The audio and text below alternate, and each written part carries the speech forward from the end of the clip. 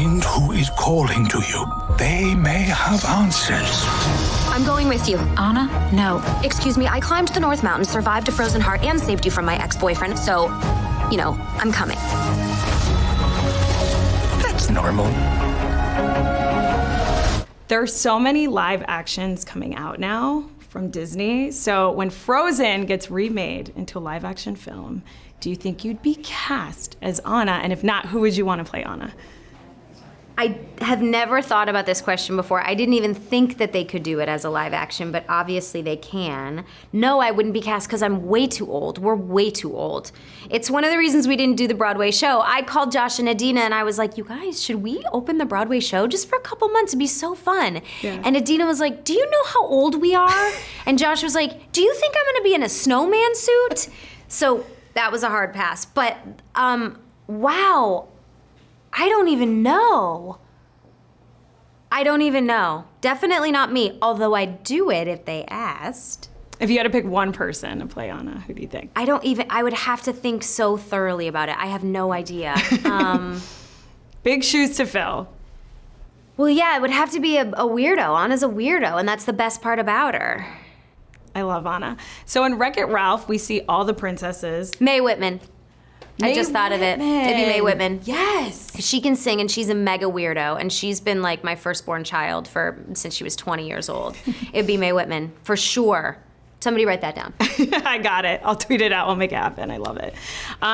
So in Wreck-It Ralph, we get to see all the princesses team up. Has a sort of Avengers-style princess team-up movie been discussed? No, but you have a lot of good ideas and I think we should discuss this afterwards with some Disney executives. That would be unbelievable. No, it has not been discussed, but it will be discussed when we conclude this interview. Would you be down if that happened? Yes! Oh my gosh, of course. The teams that write these movies are incredibly thoughtful. They make the experience fun because it's collaborative. Like, Anna was not the girl that you see in this movie when she was first on the page. Right. That was this infusion of me saying, can I really play the girl that I needed to see when I was 10 years old? Someone who was really goofy, kind of a weirdo, very klutzy, wore her heart on her sleeve. I need to represent that girl for me as a little girl. And they were like, yes, absolutely. So there's so much thought behind and heart behind these movies. I have no doubt that a epic princess team up is a great idea. Yes, and Anna would definitely be the star of that film. I agree. I feel like people need to see themselves reflected on screen in the way that Anna was. Yeah, and there's so many different types of people. That's one thing I loved so much about the first one is how different the sisters are. You can have two people that are sort of similar and you can have them have an argument or a disagreement and make a storyline about that. But this storyline was about the differences and how to overcome familial love, because Elsa is both vulnerable and shy and really strong and powerful at the same time. And Anna is the polar opposite. She's living for everyone else, she's living out loud, and how do you have a fierce familial love with someone who's your polar opposite? Right, exactly. Well, she nails it. My last question for you is sort of a scenario. Okay. You're auditioning for Frozen 3. Okay. And they I have to audition? And they want you to rap. Could you give us like a Hamilton-style sort of Frozen 3 rap? No, I need to call Lin-Manuel Miranda and have him write it first because I improv'd a fair amount in this movie, but it was only after something was on the page. I don't know how I would even do that. What parts did you improv for this movie? I'm trying to think of some of the things that made it into this movie. I've only seen it a few times, so I haven't memorized it yet. But in the first one, the whole "wait, what" is something that I say normally out of confusion and talking too fast. And the one of the main things that made it in and was sort of the through line was when when Hans and Anna are in the boat and they fall in the beginning, and Anna says, "This is awkward. You're not awkward. You're gorgeous." Wait, what? Yeah. That was just something that Jen and I in the room, Jen was like, just say, I guess, what you think you would say. And I was like, I know exactly what I'd say if a very handsome man had fallen into a boat with me. I'd say, this is awkward. You're not awkward. I'm awkward. You're gorgeous. Wait, what? Tell me, you're older and thus all-knowing. Do you ever worry about the notion that nothing is permanent? No. Really? Wow, I can't wait until I'm aged like you so I don't have to worry about important things. Kristoff finally has his own musical number. Did you guys get to add to the music at all? You don't need to do much adding to a song that's written by I think, the two greatest living composers right now, or two of the greatest living composers right now, Bobby Lopez and Kristen Anderson-Lopez. You know, this is my third collaboration with Bobby, second with Kristen, Book of Mormon, Frozen, and now Frozen 2. And they just have a way of gifting you these iconic songs that you know you're just step one in a process by which millions and millions and millions of other people are eventually going to get their hands and vocal cords on. That's so true. Right? Totally. But his song steals the show in this one, and makes me very angry and jealous. So not true. Did you put your own spin on it? Not at all. No, that Josh is so right on. They write so intentionally, and they also, in addition to writing really great songs, write only for story. So Bobby and Kristen can write anything, and they can't really write a bad song. But I think what really sets them apart in a major way is that they're really invested in the dramatic evolution of the story. And so any song that they write is embedded in the story and embedded in the characters, and that's all the way down to the notes in the song, with the length of the notes in the song, and that every single specific word is incredibly well thought out and incredibly intentional, and it's a total privilege to be able to sing it. Right. Not only does it push the story forward, it's also catchy. Exactly, Yeah, which is really hard to do. Frozen will be made into a live action one day. When it does, do you think you'd be cast as your characters? And if not, who would you want to play your characters? I hope we're both in our 80s by the point that it's done. Like, hopefully, and if so, probably not. But who would you want? You want Brad Pitt, right? Yeah. Why won't just Brad Pitt to be in everything? That's going to be a problem for me, because I also want Brad Pitt for Olaf. Maybe we should just do a role swap, and we could be Anna and Elsa in the live action. That would actually be really cool. But I was also thinking, like, could be that Olaf and Kristoff are like a reunion for Leo and Brad. Like, that would be an unexpected follow-up to Once Upon a Time in Hollywood. Totally. Like, that would be great. Yeah. Like, no one would see it coming. Totally. You know, why couldn't Tarantino make that his 10th and final film? Just tell me why he couldn't. I can't think of a reason. I know why he could, but... So, like, I think that we've just solved the problem. Yeah, Once Upon Disney, a you're Time welcome. in Arendelle. Yeah, so that's good. Okay, so my last question is more of a scenario. Okay. You're auditioning for Frozen 3, and they want you to rap a new song. Would you guys Hamilton a Frozen 3 song for us Right now? Yes. Yo, go, Josh. Oh, no. Here I am, Olaf, Kristoff, and Sven. We're walking into Arendelle again. Hey. I'll tell you what, it's as cold as ever, except this time we got a newer flavor. Really good. I got really scared. I was like, No, you were good. That was really... Me and Lin-Manuel Miranda are the two best at this thing, I feel. true, Like, we yeah. really, you know, my Andrew Jackson rap project hasn't yet made its... I can't wait for that. Broadway debut. It's Yeah. controversial, but it's Yeah. it's interesting. Yeah. And you'll see it shortly in New York City. How did you get in the forest? The mist parted for us. Impossible. Where did you learn magic? You're coming into an established musical. Did you guys train for this? What was your audition song? What was the audition process like? I've been training my whole life for this. Whole life. Honestly, when I got called in to do the audition, I had just gotten finished doing a Disney cabaret with my band where we sang nothing but obscure Disney songs. 2 weeks later, I get the call for this audition, and I thought, couldn't be better timing. I'm primed for this. And I remember walking in going, I know what to do. I know what to do. I've been did you obsessed sing? with Disney my whole life. Which one you sing? Well, they wanted me to sing something in the style of Disney, but not a Disney song. Okay. I'm sure they're tired of hearing them. So I sang a Lumineers song, but like a Disney princess. Okay. What song was that? Angela? Could you do it for us? Angela's one of my favorite Lumineers songs. Strangers in this town, they raise you up just to cut you down. Oh, Angela, it's a long time coming.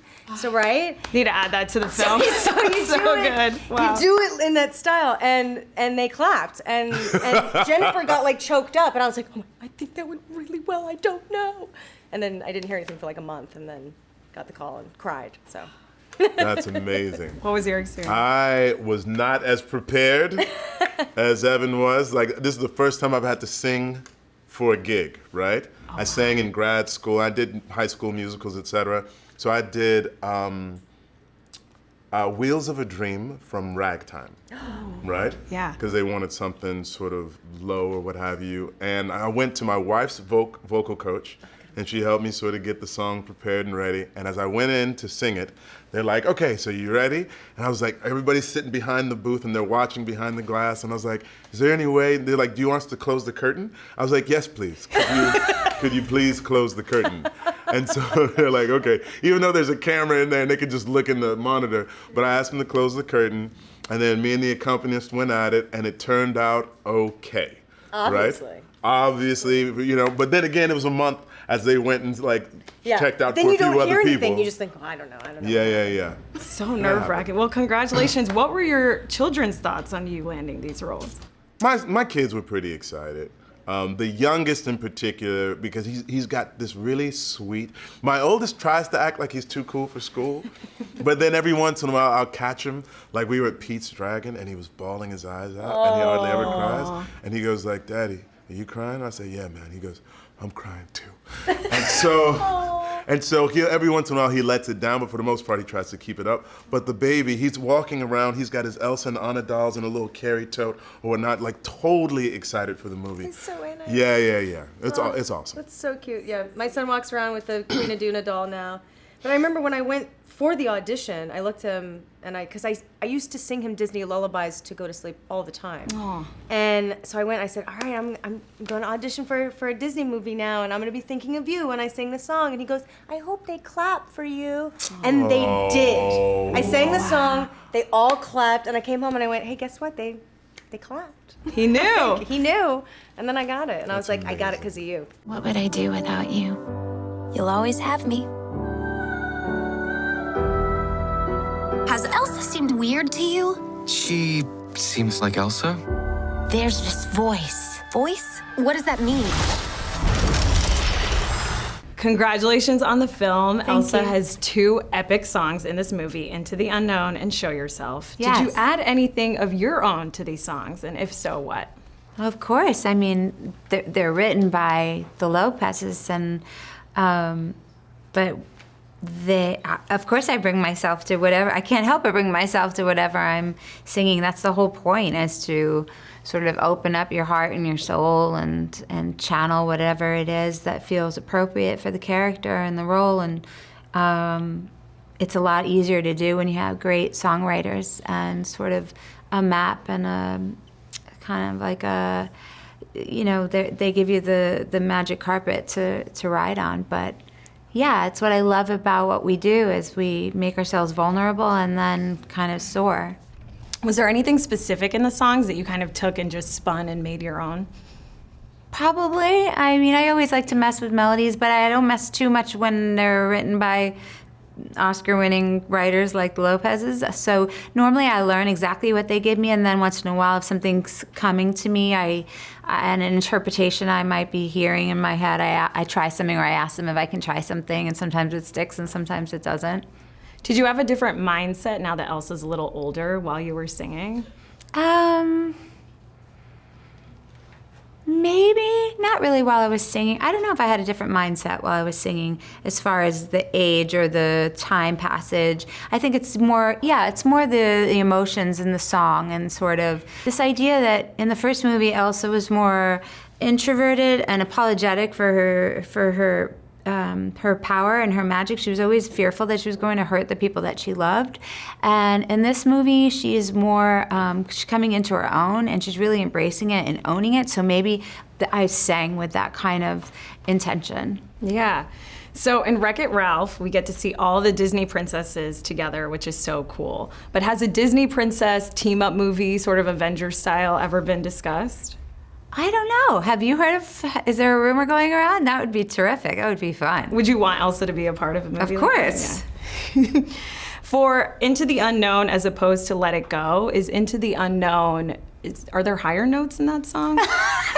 It sounds like there is. I think maybe, or maybe the end of Let It Go is the last note in it's probably, there probably are, or I don't know. I don't think of it that way, but I do tend to paint myself in a corner sometimes because we record on a day where I feel really great and I try things, and you're in the studio, you can try and make mistakes, and then something great happens and we catch it, and then I'll be, in London on tour and I have a cold, and then I have to sing the song in front of thousands of people, and I say, why did I put that note in there? Really quick, if Frozen became a live action, because I feel like it will one day, do you think you'd be cast as Elsa? And if not, who would you want to play Elsa? Oh, no, probably wouldn't. I mean, I'm sure they'd want much younger girls, unless they use CGI. But little Benjamin Button action. De-aging. I have to think of this. You're the second person that's asked me this question. I have to think of how I would cast Elsa as a real person that wasn't me.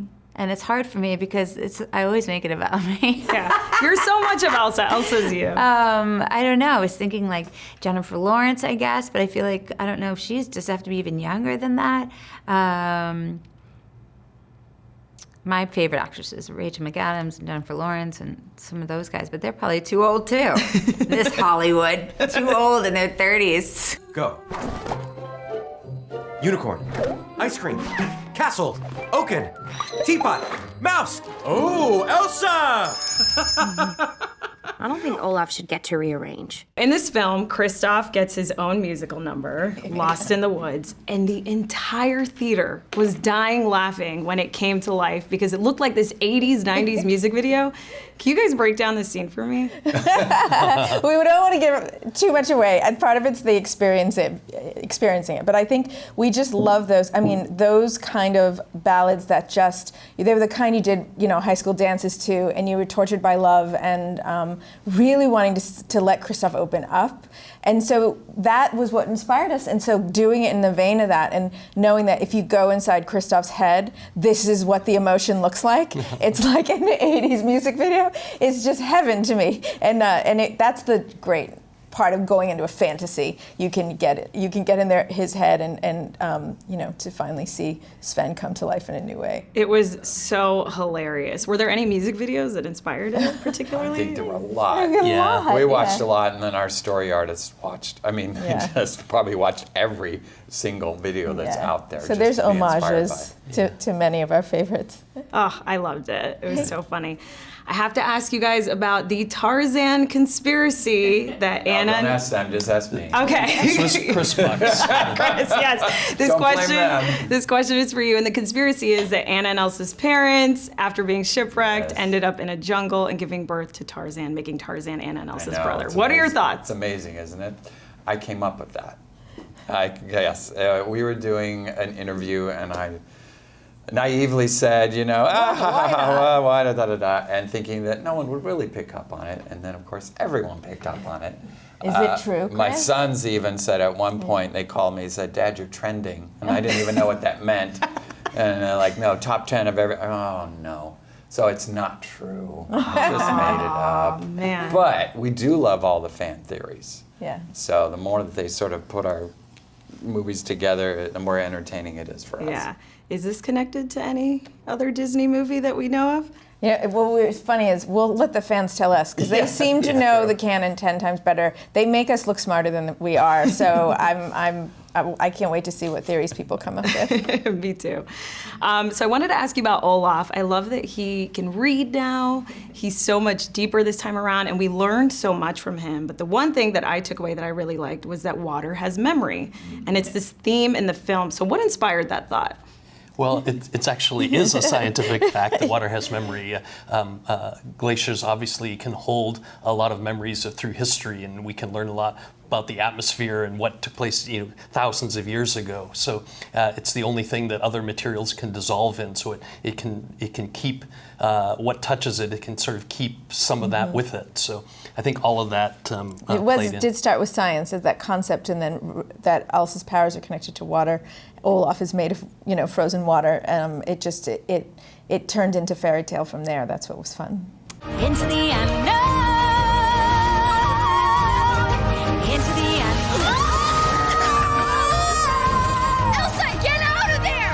I feel like on behalf of the world, I just have to thank you guys for giving us the soundtrack of our lives. Thank you. That's so sweet of you to say. And I don't know if a lot of people know this, but in the first film, Elsa was meant to be more of a villain, and then you both wrote Let It Go, and they rewrote the whole story around it.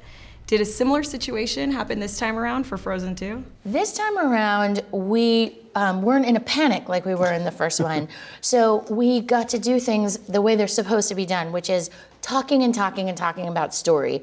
Everything was in full collaboration, really led by Jennifer Lee and Chris Buck, and the questions that we knew were left unanswered from the first one.